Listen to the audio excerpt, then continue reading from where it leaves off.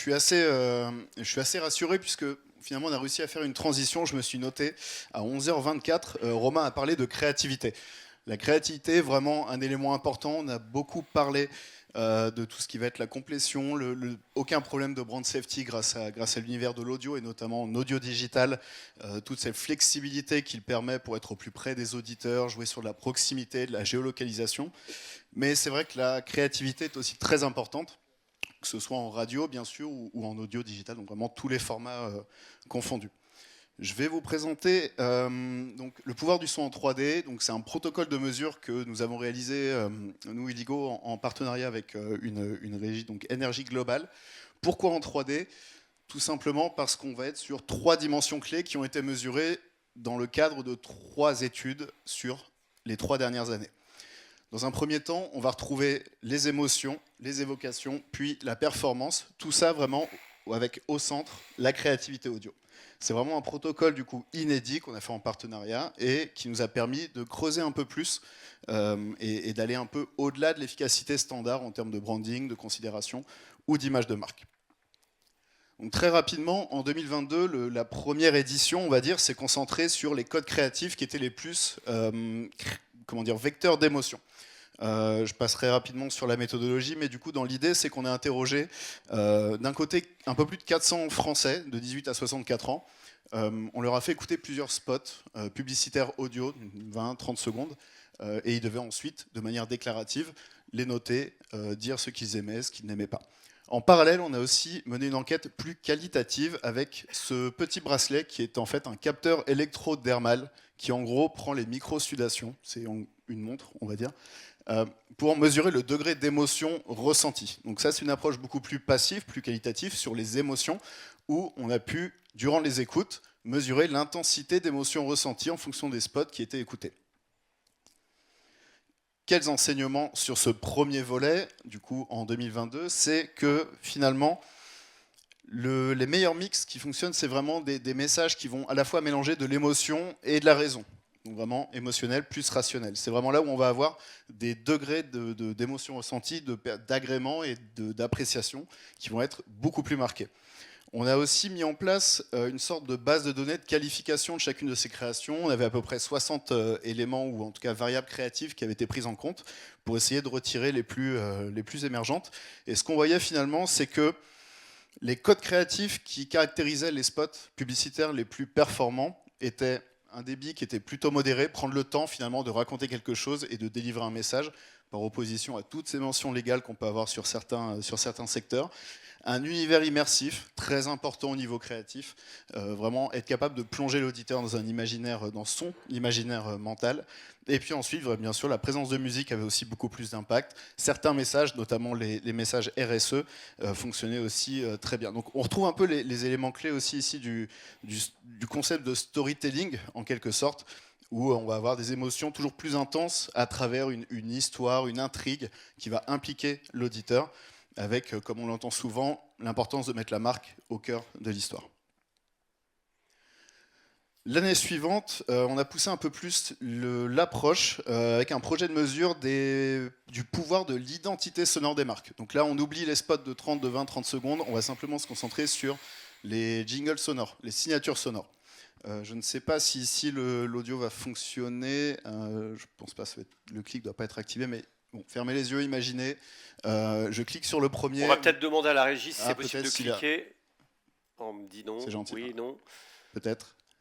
Peut-être. Merci. Ok, le son n'était pas très fort, mais vous l'avez probablement entendu. C'était donc le jingle de la signature sonore de la SNCF. L'idée, c'est qu'on va avoir dans cette étude, donc on avait 500 personnes interrogées, toujours de 18 à 64 ans, scindées en deux. D'un côté, des gens qui n'étaient pas exposés à ce jingle, de l'autre, des gens qui l'étaient. Et on allait ensuite leur demander que vous évoque la SNCF et d'autres marques testées. Ce qu'on voyait, c'est que finalement, le fait de ne pas avoir de signature sonore dans l'expérience, dans la mesure, allait peut-être générer un peu moins d'émotion, de ressenti, d'évocation. Dès qu'on entendait le jingle, on pensait tout de suite au voyage, on pensait tout de suite à prendre son train, ou en tout cas à attendre avec sa valise pour partir en vacances. À l'opposé, ceux qui n'avaient pas ce stimuli étaient peut-être plutôt dans des visions négatives. Si je prends l'exemple de la SNCF, on va tout de suite plutôt penser aux grèves, aux galères, aux retards ou à d'autres incidents.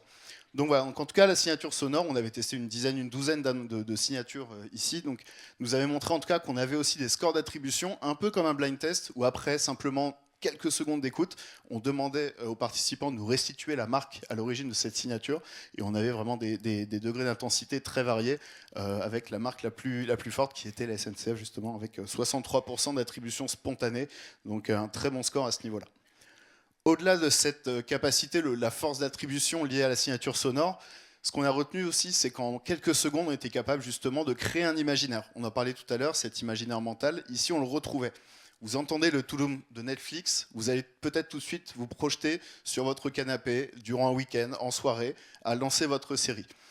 Vous allez peut-être entendre la signature de Decathlon, vous allez tout de suite avoir un produit ou l'enseigne devant les yeux. Donc la signature sonore vraiment importante pour créer de l'imaginaire mental. Au-delà de la créa, du spot tout entier, c'est vraiment un asset très important pour obtenir une expérience de marque beaucoup plus agréable et plus positive également.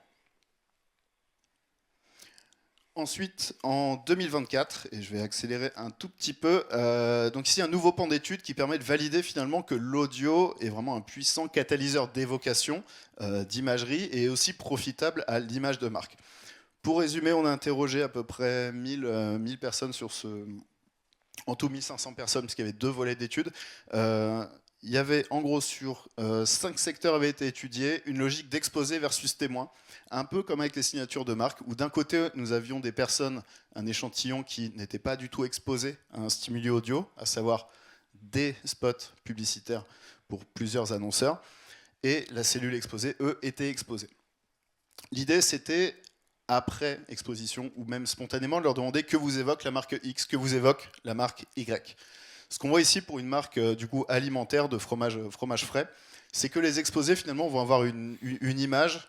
On a utilisé justement de l'IA générative ici, donc une nouvelle solution chez nous qui permet de développer ce type d'image sur la base des verbatims et des feedbacks consommateurs, de représenter ce qu'ils ressentaient, que ce soit sensoriel, que ce soit émotionnel, que ce soit parfois sur de la nostalgie ou des moments de vie.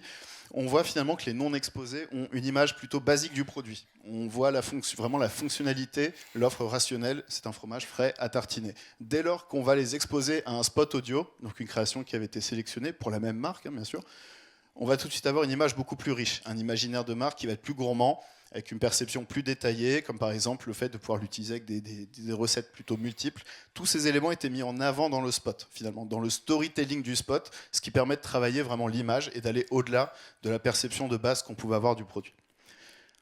Même logique avec une marque de bière, où ici ce qu'on voyait, c'est que finalement, le fait d'être exposé au spot audio permettait d'avoir des évocations beaucoup plus premium, d'aller au-delà du rationnel, encore une fois, de la bière, de la fraîcheur et des pique-niques entre amis.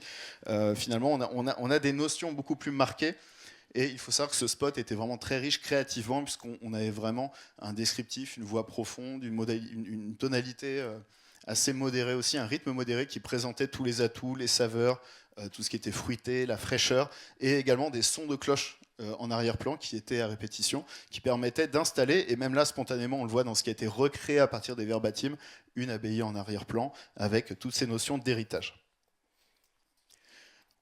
Autre point fort aussi de l'audio et de la créativité, c'est que ça permet d'effacer certains points négatifs. Ici, pour un parc d'attractions, vous allez forcément le reconnaître, les individus non exposés, donc simplement en leur demandant que vous évoque ce parc, finalement, lorsqu'on a regardé un peu leur verbatim et qu'on a, je dirais, quantifié les différentes thématiques qui ressortaient, on a vu qu'il y avait quand même beaucoup de notions en lien avec il y a trop de monde, beaucoup trop de foule, les files d'attente, et le prix était aussi très cher.